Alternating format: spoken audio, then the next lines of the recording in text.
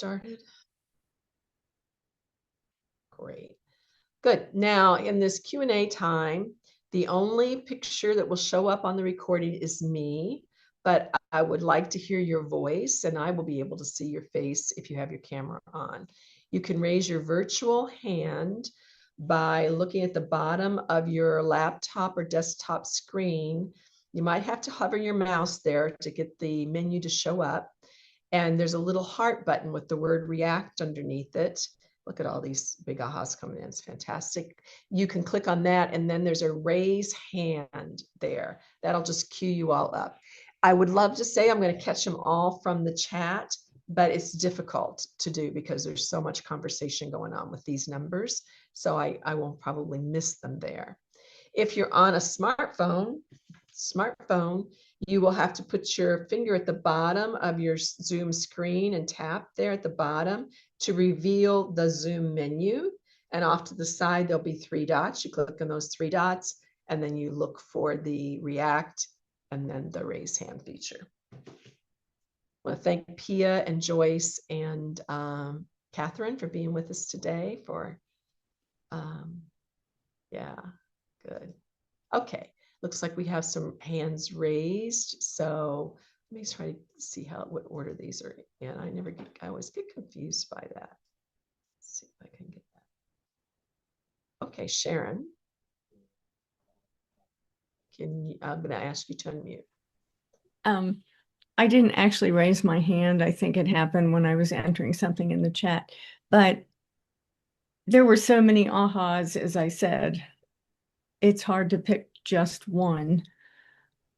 The first that I noticed was that my shoulders didn't feel as rotated in opposite directions, and they didn't look quite as rotated as typically would be the case.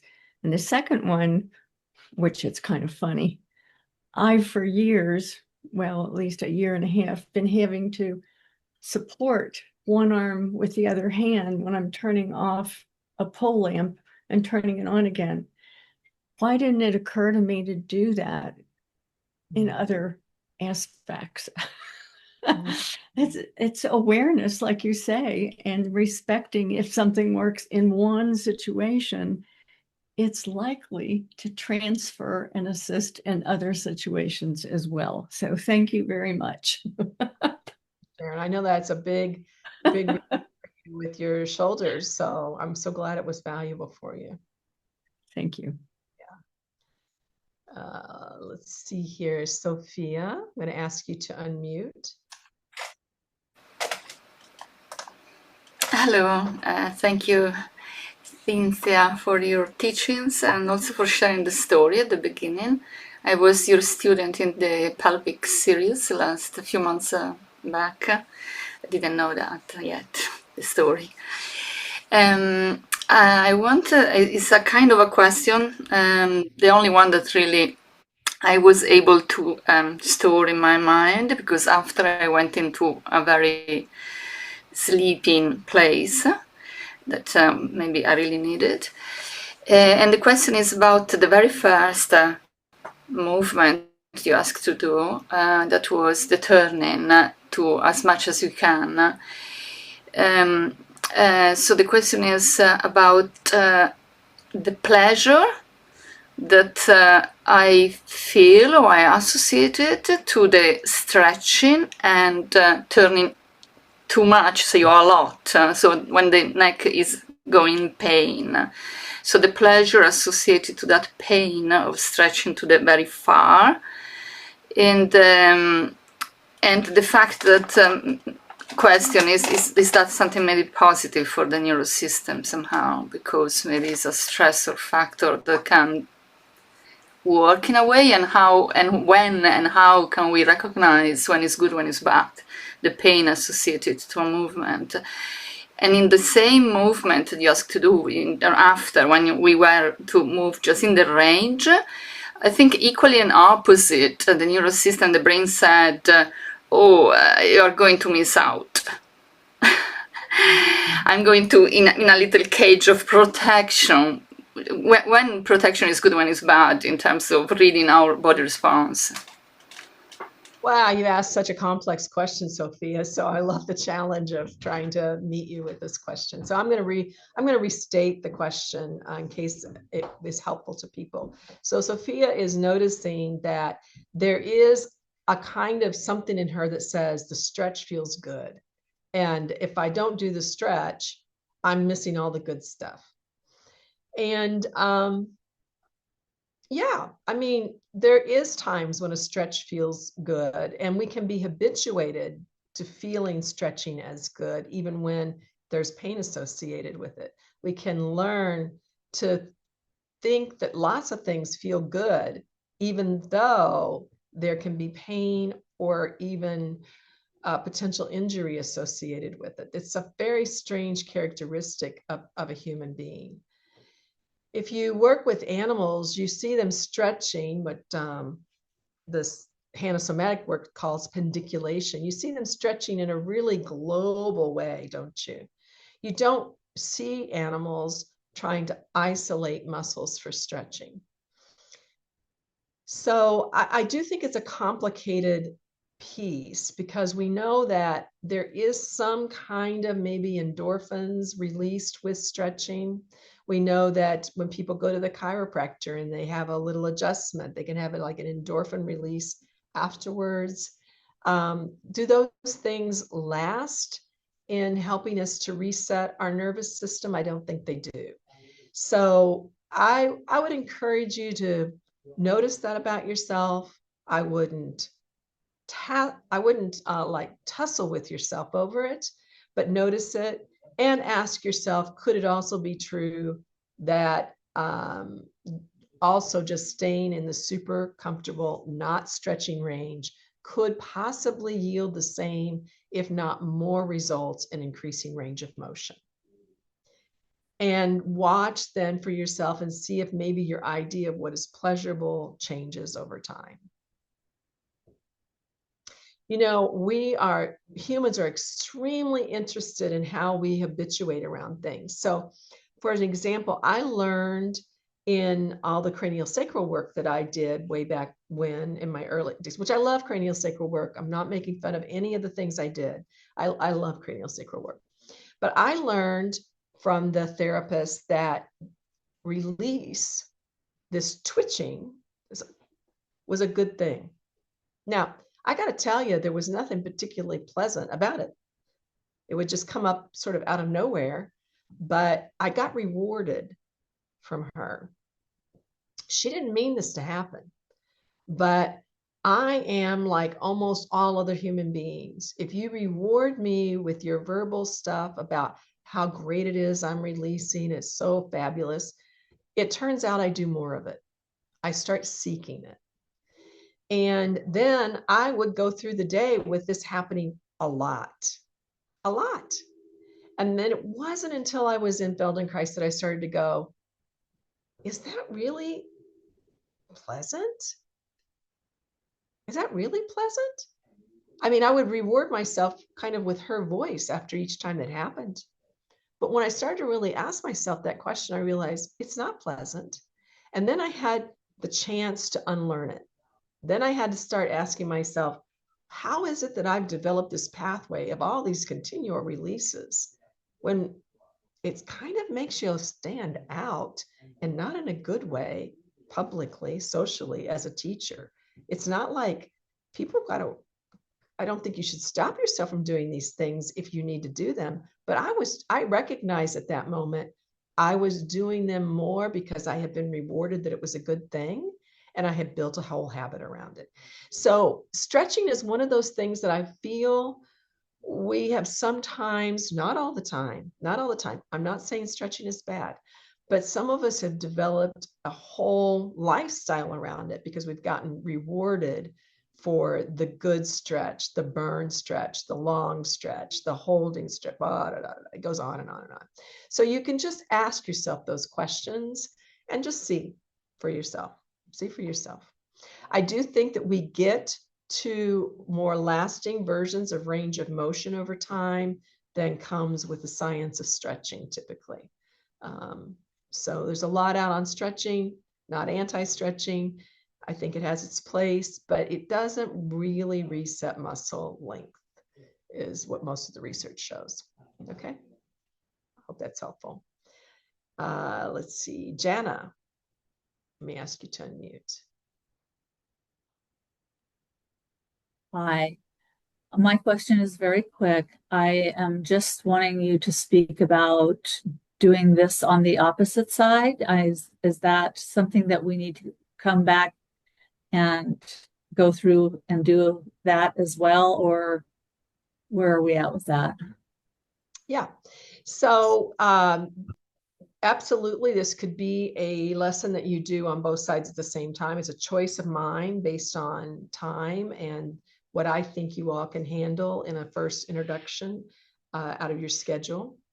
But having said that, so that's what I said, you could do the replay later and do the other side. Having said that, we don't always do symmetrical lessons in the Feldenkrais work, which I haven't really even introduced the word Feldenkrais. So let me just say Feldenkrais rhymes with paradise. And what you just did was part of an awareness through movement lesson, which is the group work that I teach inside of your learning body with my own spin. And so we don't always do symmetrical lessons. We are wanting to give your brain, your nervous system, things to ponder, things to be curious about. And when it feels like one side really relaxed and got better and the other side is still held, we hold that creates a lot of curiosity in the nervous system, a lot of curiosity in the motor cortex about what's the difference here? What happened? This difference feels really dramatic. So we're not super interested in immediately leveling them out so that both sides feel the same. Now, for some people, not having that dramatic sensation difference between the two sides is quite disturbing. And so if that's for you, I would go, if that happens for you or any of you listening, might not be Jenna, I would go ahead and start walking yourself through it, because the replay probably won't be around for about 4 hours. And take your time to walk yourself through parts of it as you remember it, and let that be a way of respecting yourself for today. But over time, I suspect you'll find that it's not always necessary to do immediately. Hope that helps. Celia.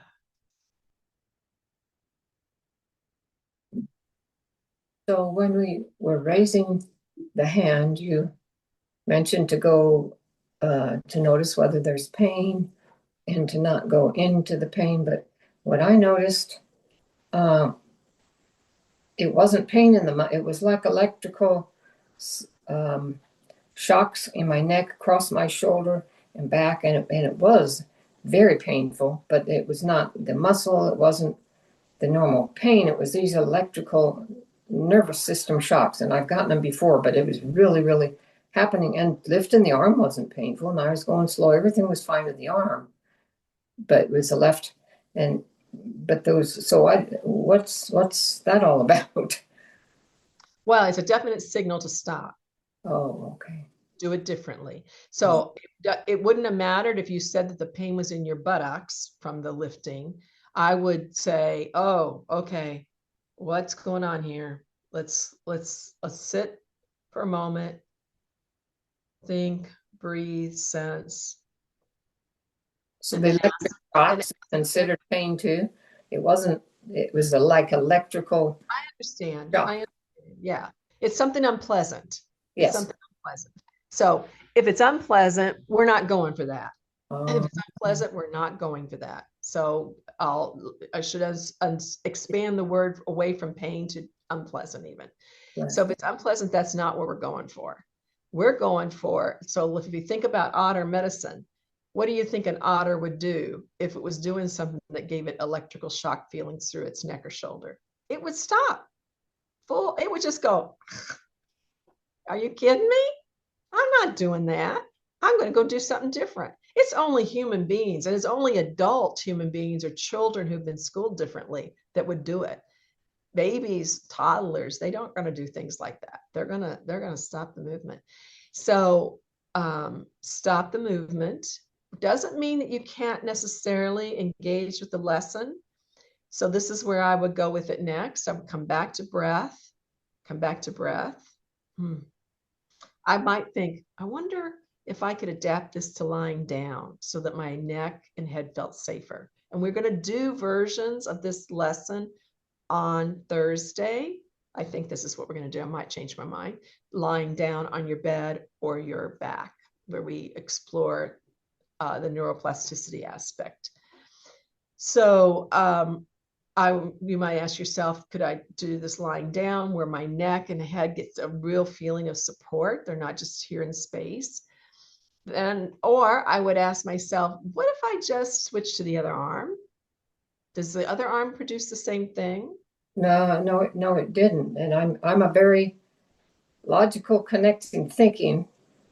And so somehow there is a connection between the electrical shocks and the arm, because I have had them before from doing nothing. So that's why my thing is to, okay, what's going on? Why is it doing it? What's it connected? So I need to go. You aren't going to be able to figure it out. Okay. Let me tell you that right now. Oh. You've spent all your time trying to figure it out, why it's happening. Yeah. I think that's going to be a waste of your resources. Yeah, and that's what I'm doing. So not today. That's why I'm glad. Try to let that go is my recommendation. And instead, it didn't do it with the other hand. It did it only. I would just go to the other hand for now. For now, I would go to the other hand. Then, if you decide you want to come back and work with this side, I would work with this side only in your imagination. I wouldn't even do the actual movement. I would only imagine sliding the hand up. And then as you do it in your imagination, if it produces in your imagination, then it's a problem in your imagination. And what it means is it means that you're somehow tensing somewhere that you don't even recognize that you're tensing. And that's what's starting to cause all this repercussions. So that is where I would go with it. I will say, right now I'm feeling it here, just talking about it. So it's got to be something. Yeah. So I'll work with it instead of trying to figure it out. Thank you very much. Yeah, play lightly with it. Play lightly with it, and know that you can play with other parts of your body and movement instead of the one that we were doing, and that could make the improvement. It's not directly trying to solve the problem. Remember, I said we're not going to fix it. We're not going to try to solve your problem. We're going to try to make your overall system habitable. And so there's something going on in your system that makes it not as habitable as it could be. You hit a nail on the head. Okay. Good. Thank you. Thank you. Welcome. I'm excited for you. I think there's a lot of potential here for you. Amy. Yeah, I need to mute. Do I need to mute it again? Oh, yeah. I'll get you. Hi. Always a pleasure with you. Always aha moments. And I do have a question, but I had an aha moment while I was listening. I thought, well, let me just play with throwing down my left arm because I haven't worked with it as I'm just listening. And immediately I got into that centering point. It's after 2 times. And I'm like, well, this is meditation. And there are times I've done meditation for over 20 years, but lately it's sort of like, yes, I should do it. Okay, I'm switching. This is my more of a aha moment than what I sent, that I'm going to do your learning body because my body always feels great and I just need to move. And I believe in the somatic. It's always helped me every time I do something. So that's my question. That's what I'm going to say. But my question is, because I just want to say there. Okay, right. Because absolutely, meditation's fantastic, right? Meditate, right. and it's different. It has similarities here with what we do, different. And so what you're saying is, oh, I want to open my field of potential in learning, and I'm going to embrace my learning body. Fantastic. And my body wants to move. It just can't sit. I do yoga too, but I'm just like, well, that's okay. You know? And my question is, how does this work? I just had some blood work done and I have a lot of inflammation. How does this work with inflammation in the body? Good.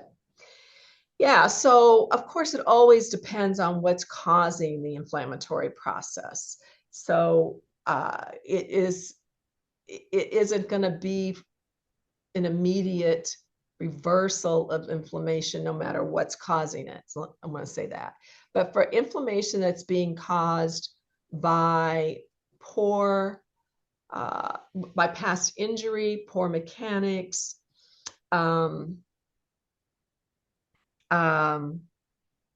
excessive tension, it's going to be a really direct improvement in inflammation. Arthritic inflammation, it can be a pretty direct reduction of arthritic inflammation, for example. Now, inflammation that's caused by an autoimmune or by fibromyalgia, it helps.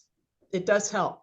I mean, I think we're going to have an alumni call next week, or the end of next week. We'll have an alumni call, and Linda's going to join us, and she's someone who's had fibromyalgia, and she can talk about how it has helped. It doesn't cure everything, right? We're not about the cure, but that it does help, and it decreased her pain and given her a lot of options. So I don't know what they're thinking about in relationship to your inflammation, but if we go, okay, Amy's a whole person, she's a whole system. How can we engage with her in this use of experimentation and awareness and respect? And we'll talk about another key, although you've certainly gotten a hint of it, but we'll talk about another key on Thursday. If we engage with her whole system, we make her system more compatible, less struggle going on between the parts of herself, so that there's a more level field out here. Like the otter. That's right, like the otter, like out there, level field out there with Rumi, where there's not so much prejudice from past events in your life and things that are going on. You can have a lot of improvement. Thank you. Welcome. Ilani. Hi. I had more aha moments, but it's so quick. I don't have the time to write, and my English maybe is not so very good. So two things I would like to share with you is, first of all, I noticed that since the beginning of the lesson, when we started already moving the hand on the thigh, I started yawning, and I started as if my organism started already being more released. And during the whole lesson, I was yawning a lot, and I was breathing more relaxed, and many of the effects of what happened in my whole being was related to this kind of relaxation. So my question is, does that mean that I am constantly holding my breath normally?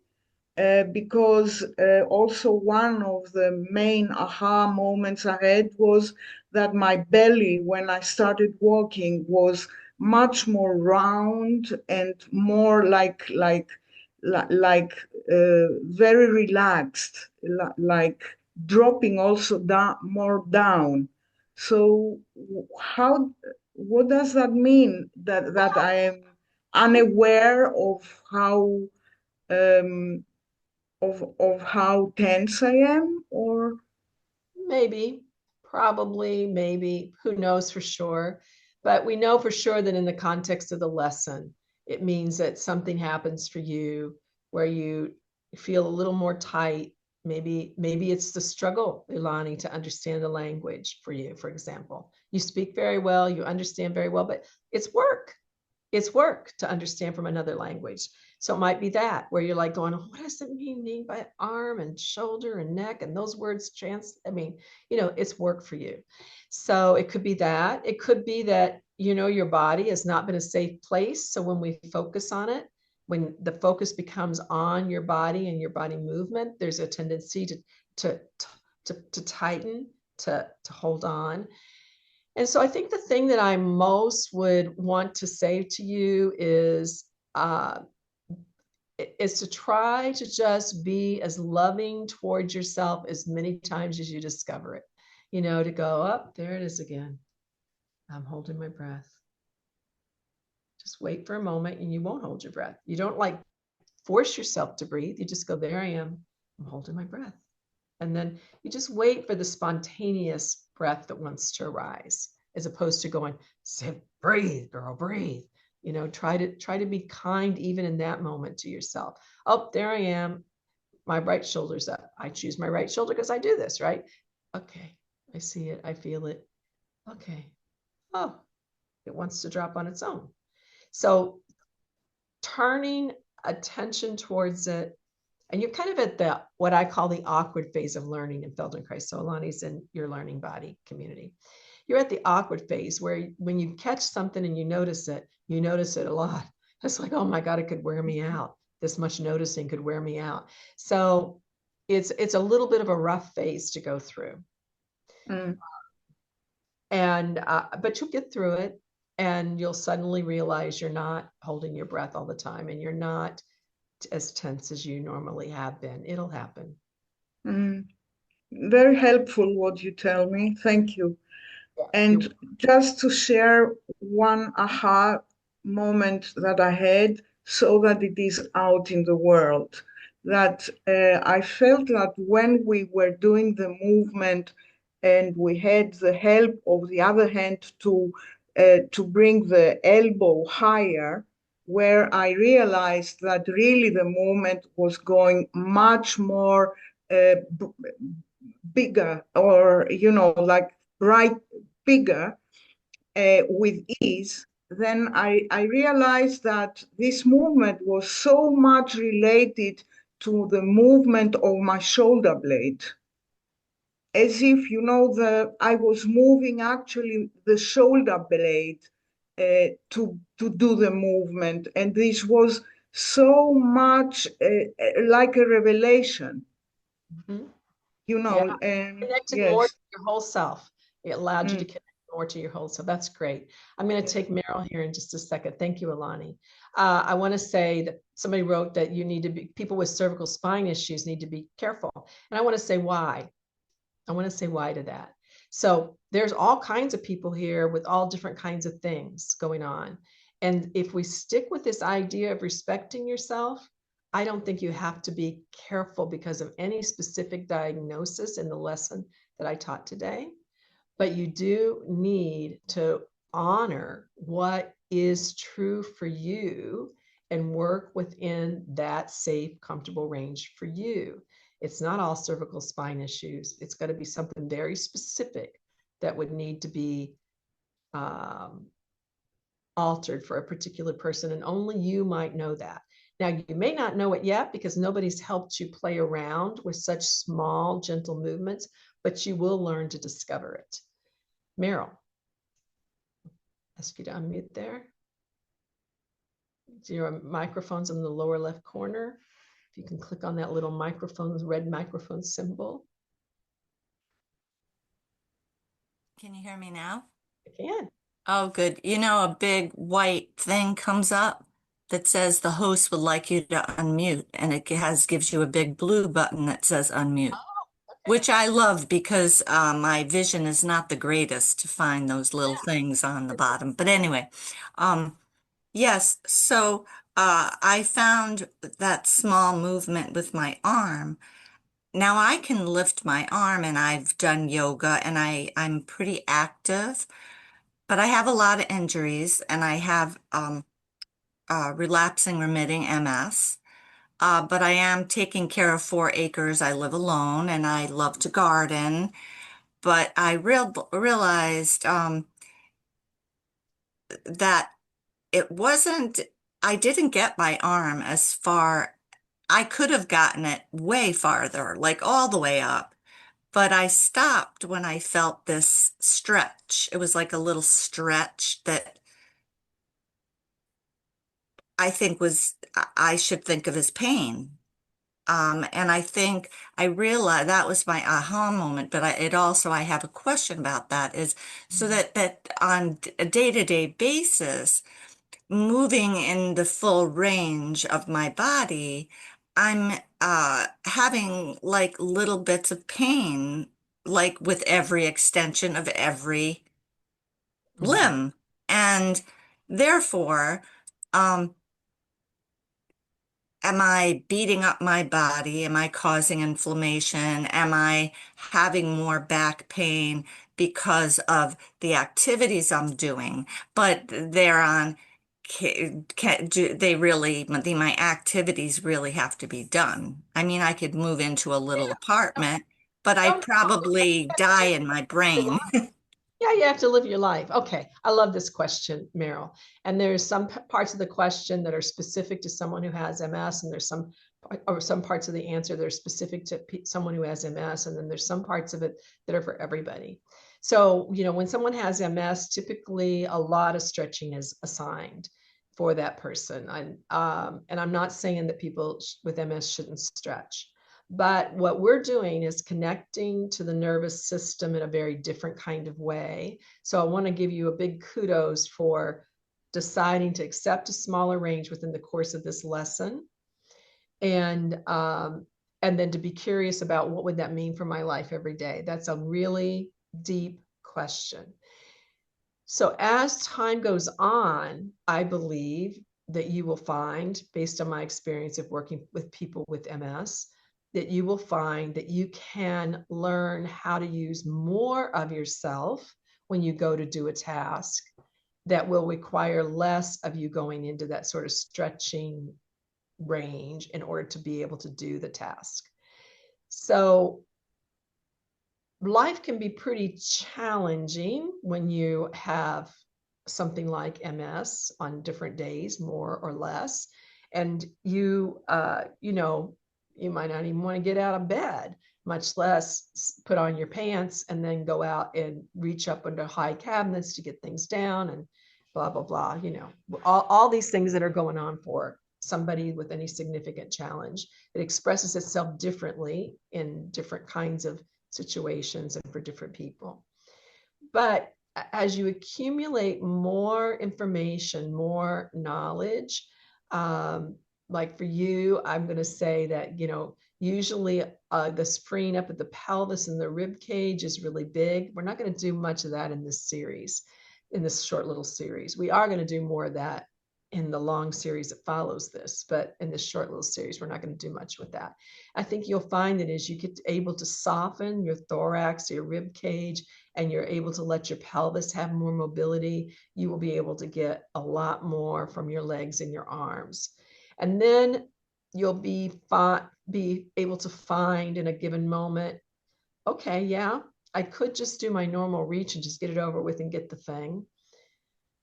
But what if I took just 2 or 3 seconds and asked myself, what does that opposite foot have to do with this? What does my ribs or my pelvis have to do with this? You might find then, or my eyes have to do with this. You might find then that something new opens up for you. Does that help?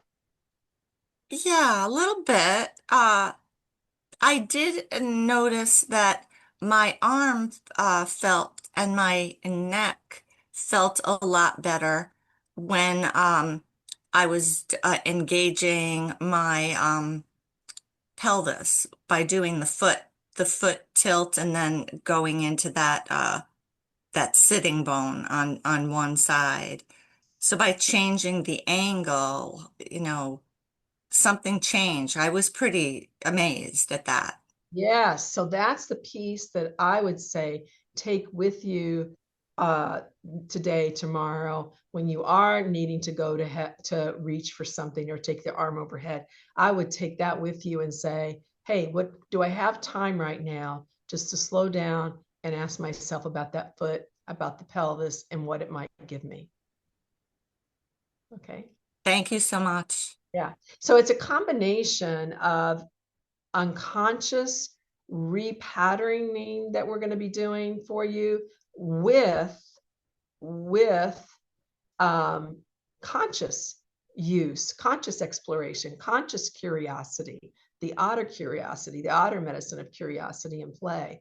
That's more conscious. on its part, and it can be more conscious on your part. There's also things that are going to happen that are less conscious, like, oh gosh, it just happened that my neck and my arm is easier, and I don't even really know how I got there.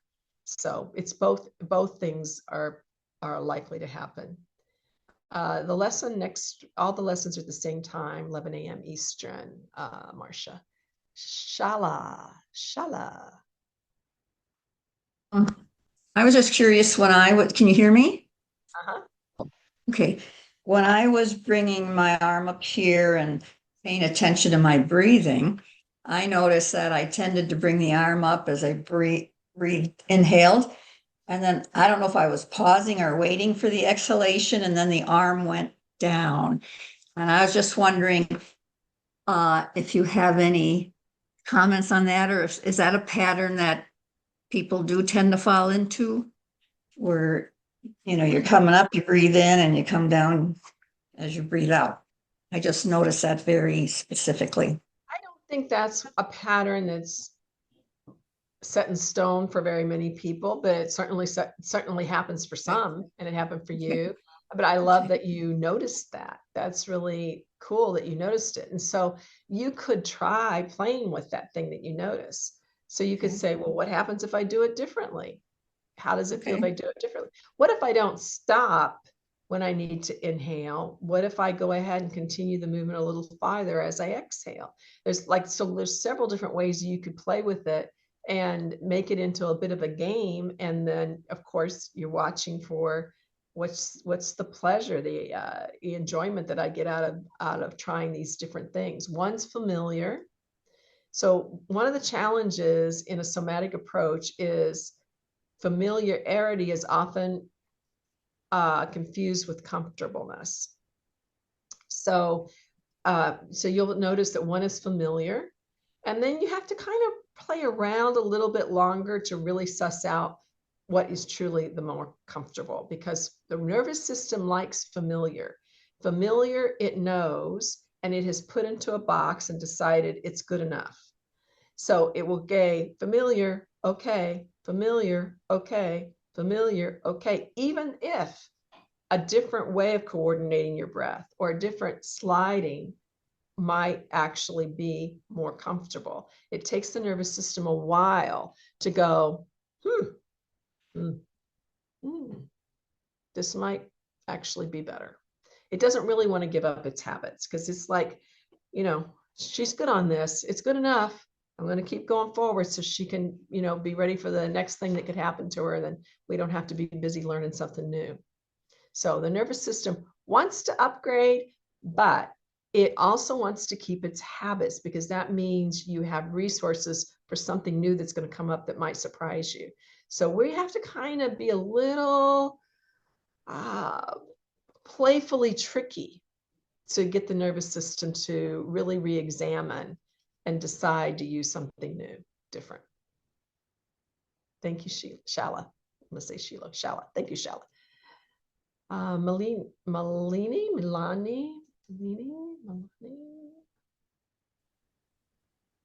Milena, thank you. Thank you, Cynthia. I just found out your response on my question about the program availability. And is there anywhere that I can find details of something that is going to come up about? No, we won't release any of that till the meeting, the third meeting, and we'll release it after the third meeting. So you'll have to wait and be on, what's happening? Is going to be something coming up? Be impressive? Is it going to be good? Is it going to be me? You can let it hopefully excite you. Okay, but it's going to be something coming up, right?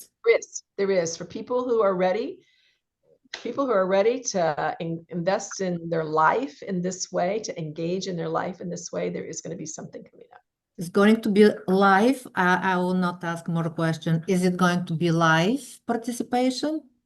Thank you. It's both, and it's not just live. There's also opportunities that are not live that you might enjoy. So it's both and. Thank you. Thank you so much. You're welcome.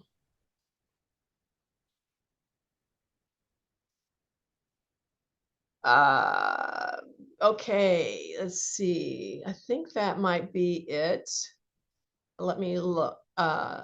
Yes, so LR, I know a lot about spinal stenosis and compression, and there is ways that you can learn to, you can't change maybe the disc height but you can change where the nerve is sliding through. You can change the amount of tension around that area.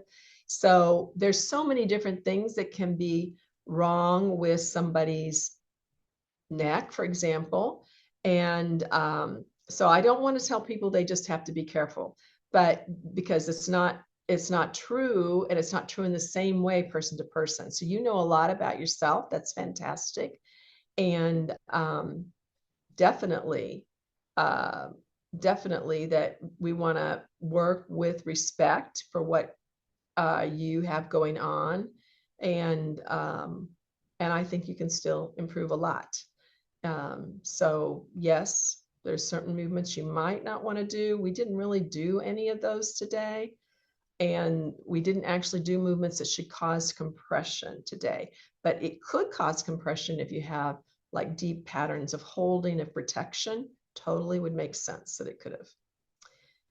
So definitely listen to yourself. Always, people, listen to yourself. Choose the otter path. Otters wouldn't hurt themselves. Go with the otter path, and then go with the curiosity of the otter and invite that kind of medicine in to go, what else is there possible here for me? Rhonda, looks like you're up next. Rhonda, let me ask you to unmute. And then Anne, and then we're done. Yeah, let's see that there's a couple more here now. Rhonda, you want to unmute? No? And let's try you. Do you want to unmute and talk? Okay. Can you hear me? Yeah, who have I got? Okay. Is There was Anne? one point in your presentation where you had a shift. Whoa. Which one have I got? Have I got Rhonda or Anne? I've got Anne. You have Anne, but I figured out how to unmute. Okay, Rhonda, wait for just a moment, and then I'm going to go ahead and take Anne now, and then I'll come back to you, okay? Okay. I was noticing at one point in your presentation, you had us shift our weight, and I have sensations in my iliotibial band when I am doing that. I know today you were concentrating mostly on the upper body, but I was wondering if there are kind of parallel things that you'd be covering for the knee area. Well, I'll be honest, I haven't decided entirely what I'm going to teach in the next 2 sessions. So I'm going to be vague about that answer, but I'm probably going to try to keep on a theme just so people can watch it unfold in themselves a little bit more. What I experience in this work is that you sometimes can get incredibly unusual improvements in your pelvis, in your legs, and your feet by working with the rib cage and the arms. So remembering that you're a whole system, and you could allow yourself maybe to be surprised at what might unfold. But within your learning body, there's a lot for knees and a lot for hips, a lot. So it might not be as a direct match in this 3-part series, but there's a lot for you. Okay, thank you. You're welcome. Thanks for asking. That's an important question. Now, Rhonda, I'm coming back to you. Hi. Thank you. So I find that I get an incredible band of pain across the back of my shoulders, and I can't tell if it's energy that's just blocked or if it's actually muscular. How do you know the difference? Well, I don't think of it as one or the other. I don't think you can have energy blocked without having muscular holding. And I don't think you can have muscular holding without having energy blocked. So I don't think of it as one as the other, Rhonda. Because again, you are a whole system. So all these systems are interacting and in dialogue with each other all the time. They don't think of themselves as separate. They all think of themselves as one big team, all on the same team. So then the question comes up like, okay, should I work with it energetically? Should I work with it muscularly? And that, of course, is up to you. I used to do energetic work with clients, private clients. I get some energetic work myself. And I used to get a lot of it in the early days before Feldenkrais. And for me, I feel, this can just be my own prejudice because of my own journey, but I feel like I get a much bigger bang for what you're describing for the buck, usually from doing Feldenkrais work, more cumulative improvement from it. But, that's not going to be true for everybody. Some people will just resonate a lot more with energetic work, and that's fine for it. So when you first are doing something that really slows you down like this, you can become aware of a lot more pain and difficulty in the short term than you even knew you had. And that's a big bummer. So I'm not saying that's what's happened for you, but it lets me talk about it, Rhonda. So I'm just going to pretend that I can take off on that for a minute. And so when you what do I think is happening there? I think what's happening is I think it's becoming aware. I think it's becoming aware. We sort of set a intention to become aware, and then suddenly the nervous system starts to tell us really what's been going on. So there can be a period of time to move through, which is not very pleasant, where we go like, man, I didn't know my back of my shoulders were so tight, and that feeling of being stuck is there. I didn't really realize that. Or maybe it's, the pelvis, or maybe it's the right foot or whatever. So I'm not somebody who believes in healing crises. I think though that's a sign of doing too much in a work, or either from the practitioner or the student's point of view, doing too much in the work. But I do recognize that as we begin to listen at the level of the nervous system tells us a lot more. And sometimes that lot more is temporarily the things that aren't working. Now, when we think about all that tightness at the back of the shoulders and stuff, that's likely something that started in childhood. Almost all these patterns started in childhood. You don't have to have had trauma in the big T way. You could have had just that you found school challenging, and you didn't have the right glasses, and then you were told to look at the board up front, and then you were told to do math when you didn't know how to do it, and you hunkered down and tried hard, and you gripped your jaw. I mean, so many things happen as we these little beings of ours try to navigate the world in a way that gets us through it. So yeah, lots of options there, I think, for you to unfold. That'll be really interesting. Do you want to say anything more about that? I'm going to let you unmute again. Oh, you're still unmuted. You want to say anything more about that, Rhonda? Does that help? What you say resonates for sure. And because this is a familiar thing, I took energy healing classes, and my very first night, this was like I was in a sweat. It was so bad.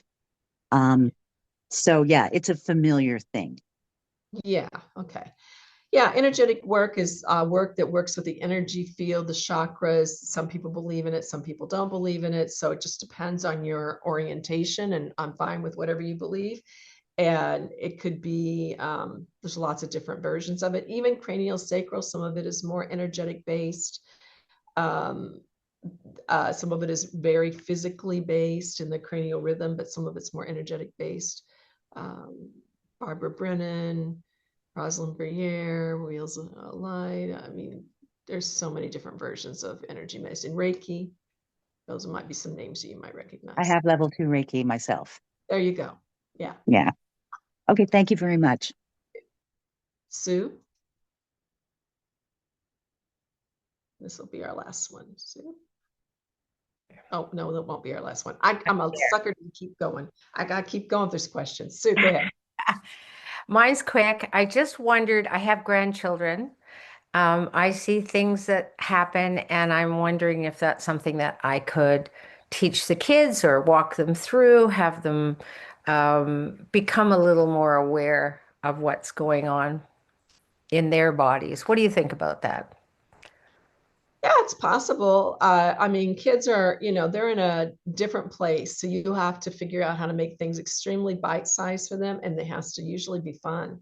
So it's, there are people who specialize in working with children and have specialized programs for working with children. What you would be participating in with me is not training you to be a practitioner in any way. But have I heard grandparents say they've used things with their grandkids? I have. And then they're so excited with little bits and pieces that they share with them. So why not? Okay. Just remember, I just want to say, remember the no judgment, no yelling. Somebody came to me once and told me that she was using the principles in her Sunday school class. And then she told me what she was doing with it. And I was like horrified. She was judging these kids all over left and right. And I just felt so bad. And then I felt like, how am I going to help her without judging her, to maybe soften a bit around this? And yeah, so just, I think I was thinking more of the curiosity aspect of it. If I could teach them to slow down and be curious, I think. yeah, curiosity of Yeah, it. we do a lot together. I love it. I love it. Yeah. They love Okay. it. They love it. They love it. You make it bite-sized enough, make it fun, playful enough, make it non-judgmental enough. They love it. Perfect. Thank you. You're welcome.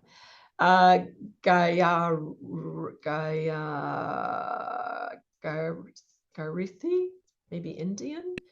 Yeah, it's Gayatri. Thank you, Cynthia. Gayatri. Gayatri, yes. So one of the things that I've been challenged with is this anterior forward right hip pelvic tilt that pulls everything forward. And lo and behold, I noticed that this is sort of a very mass symptom that so many women experience as hip pain and lower back pain. And this whole tightness and restriction through the iliopsoas, the hip flexor muscle, that kind of creates this compensatory pattern. And so I've been working with it. I'm familiar with the Feldenkrais method, and it's just to bring awareness to all these little tiny movements is very insightful, with so many ahas, and how simple is better, right? The whole KISSS, keep it simple, stupid, and just notice what your body's reacting. But I'm curious, Cynthia, in your experience, why do you think that so many women, I mean, many attribute it to hormonal changes, menopause, blah, blah, blah. I'm just not sure, but is there like an emotional or psychological or somatic component that creates this right hip sort of syndrome? I don't want to call it a syndrome because it's very real, but why is it that there's such a prevalent, pelvic tilt hip thing for so many women that creates such pain in the lower back and the glutes and constriction in the hips and so on? It was just looking for your insights, and thank you. Okay. What's your background? Well, my background is going to sound like a little bit like a polyglot, but my background is really tech, but I've done energy work and just somatic sensing work, and, been really finding it so useful to stay embodied, to really address what it is that you're feeling in the body. So that's where my focus is currently. Okay. I have that tendency on my left side, not on my right side. And my experience in general is not that it's not just women, it is men as well, but men have a different pelvic structure. So, and different things going on with their ligaments and their tendons. So I think they maybe tend not to suffer as a result of it as much sometimes as women do. I think that the causation of it is multifactorial. Sometimes it's the back injury first, and then what unfolds over time is this tendency. Sometimes it is the habit of walking, which a lot of times women are not so much anymore, because men are, the relationship of men and their children has changed dramatically. But women used to be the ones that carried the babies the most and carried them often on a hip, at least in American culture. I don't know about other cultures. And I shouldn't say American even, I should say US culture. Sorry about that for all the other Americans in North and South America, US culture. So I get nervous whenever we start trying to say that there's a lot of something for any kind of group of people. I think it's easy to get off track and not be just with that person around their issue without assigning meaning to it. Do I think there's an emotional component to it? There's an emotional component to every ache or pain or organization. Always every movement, there's an emotion happening. Most of those emotions would overwhelm us if we were spending all of our time attending to them, so we don't notice them. Although some of you, as you slowed down, commented on being teary and feeling emotional, and I saw lots of different comments popping up in the chat as I was teaching around that. So I think that I just want to be careful. And say I would really prefer to just take each person, each situation as it is. I don't see a global problem with women in the way that you are seeing it.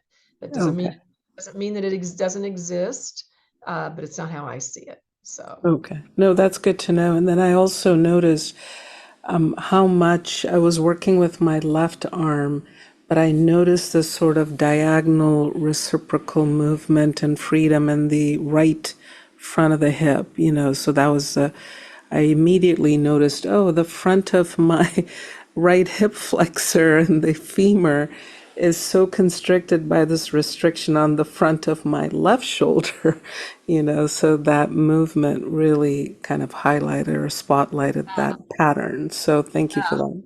Yeah, and there's a really great course, unless you took it with me last year, because sometimes we open a course here or there for a general public, but there's a really good course inside of your learning body called Pelvic Mobility and Stability for what you're talking about. And then I think in this follow-up course, there's going to be some really nice pieces for what you're talking about too.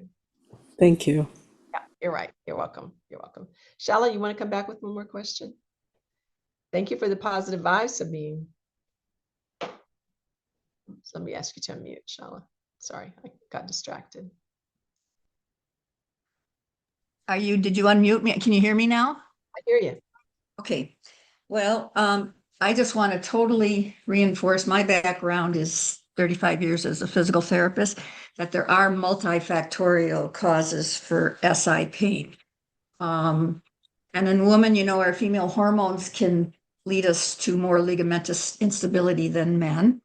An old ankle sprain unworked with can lead to SI pain. Back pain can inhibit muscles. There's a lot of reasons for that.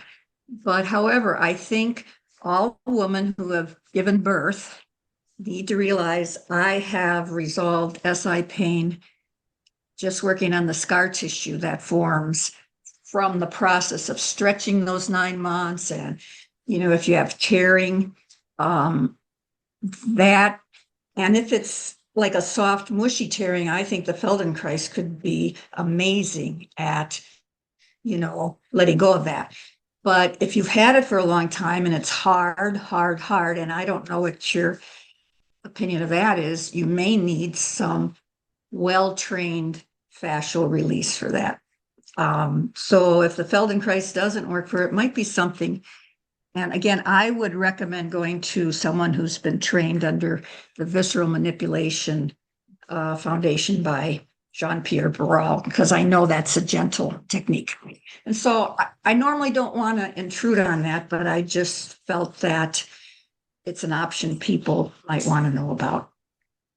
Yeah, but I'm also going to make a big case for hands-on work in the Feldenkrais method, because we do work with those Oh, things. that's right. Yes, yes. I'm not going to like throw my own work out the window, you know. So Oh.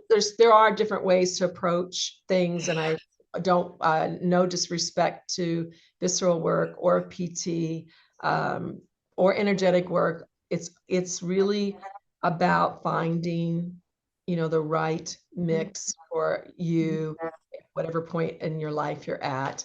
And I've had remarkable results with people around those issues. And I have also referred people out around those issues when I didn't have remarkable results. So, yeah. Well, I had totally forgotten about the manual side of Feldenkrais, and so we're that, online and I together. can, This is and I can, about the online portion, but yeah. yeah, but I can see where that would be. So thank you. You're welcome. Thank you. Yeah, thank you. Okay, listen, love being with you today. I hope to see you back in 2 days. I'll get used to seeing your faces a little bit more. Just looking through here right now for the people who are still here. You incredibly persevering otters, you. I've been reading a book about otters, guy who like lived with otters, and I'm just like fascinated right at the moment with how they play enormous amounts of the day, enormous amounts of the day, it well into their old age. And I think, oh my gosh, what is wrong with all of us?